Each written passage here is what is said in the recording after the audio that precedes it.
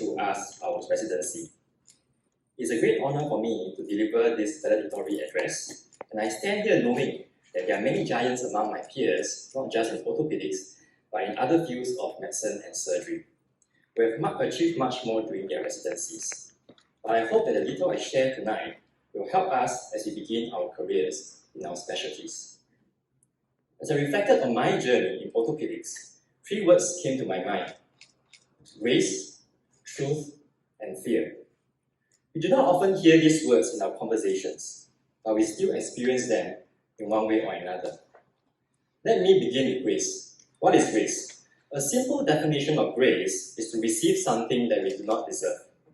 If we get a speeding ticket, grace would mean that not only do we get the fine waived, but we get another $100. That $100 is something that we do not deserve, and that is grace. And I'm sure you've experienced that as well. Think of the moments when you received help when you least expected it. That's all grace. And residency truly makes grace a necessity. It teaches us that we cannot work in silos, no matter how good we are as individual clinicians. We are each other's agents of grace, and the COVID pandemic was a great test for us. The uncertainty of exam dates, the fear of not completing enough surgeries, or simply the frequent change in rosters was enough to throw us off track. We pushed to cover one another in our duties in order to avail manpower for pandemic wards, yet we survived. As I thought about it, my last 6 years has been especially marked by God's grace.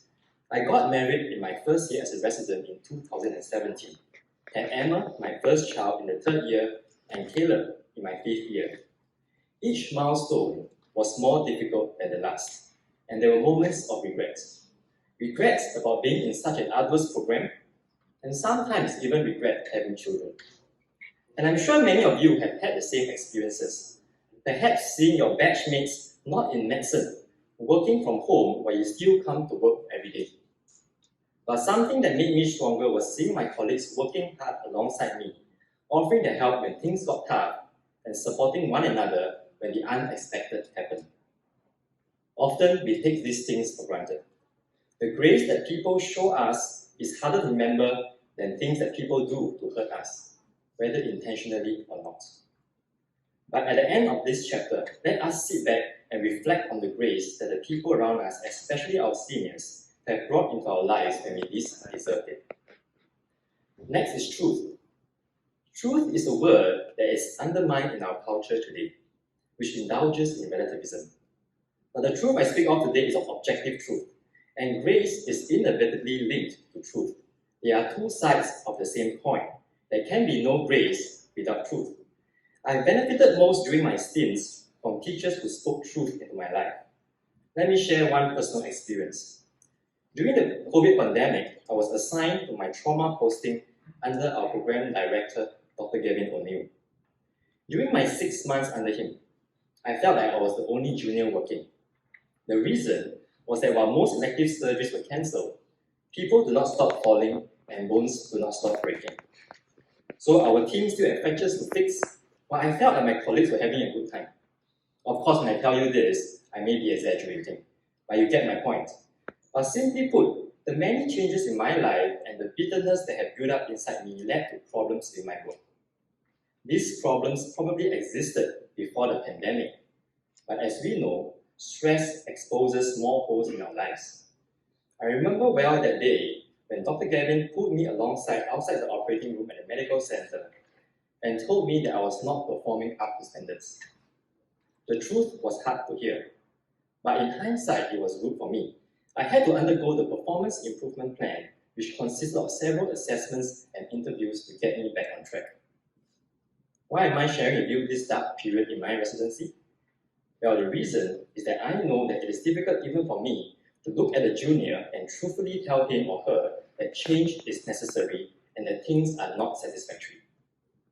I tend to be non-confrontational by nature, and I don't like having enemies.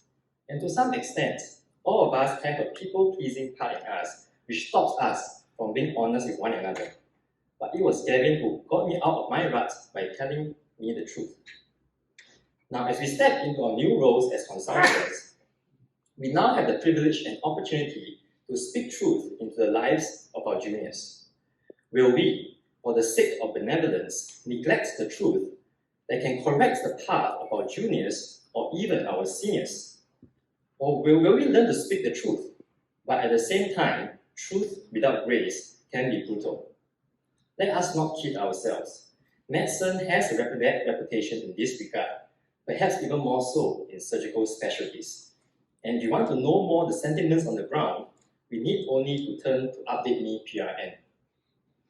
We may laugh now, but really, this should drive us to deeper reflection, personally and collectively. To speak the truth with grace, there must be humility in us.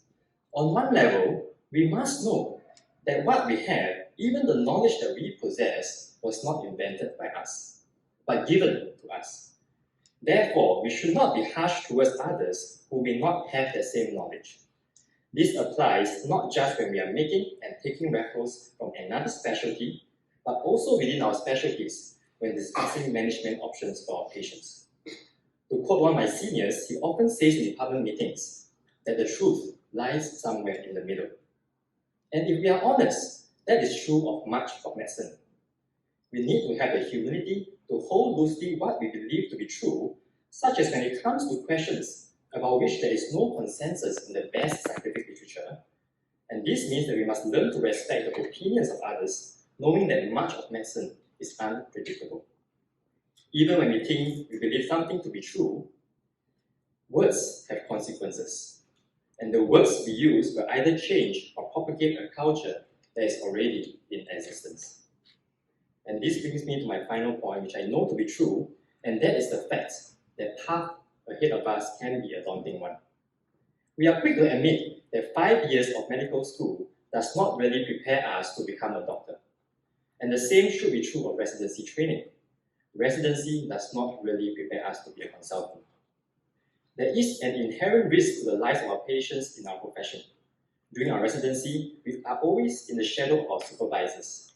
We may be accountable for our actions and patients, but it is different when patients are directly under our care. There's also anxiety about what subspecialties you want to pursue. Are there options? Or will they ask you to get involved with something the department lacks but you're not really interested in? What if you end up not enjoying the work that you have worked so hard to win? These are the fears we all face at some point.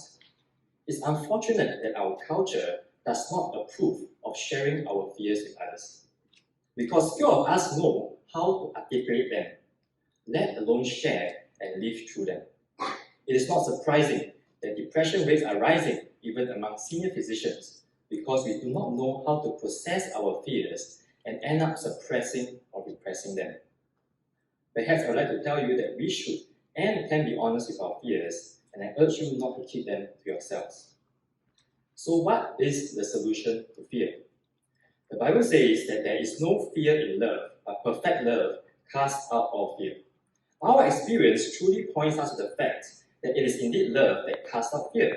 The love that we have for our patients and the love that we receive from our seniors, colleagues, friends, and family members is the antidote to fear.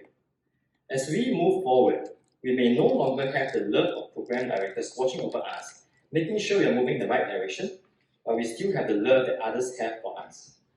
Our identity should never be rooted in your career. You are a son, a daughter, a father, a mother, a brother, a sister, a husband, or a wife before you are a doctor. And it is this love that sustains us and your love for your patients that will ultimately triumph. Remember that it is tempting to pursue the world of wealth, fame, and glory. But in the end, only love will remain, whether you like it or not. May we continue to show each other grace, tell each other the truth, and share our fears and burdens with one another. And last but not least, may love continue to be the fuel for our careers. Thank you.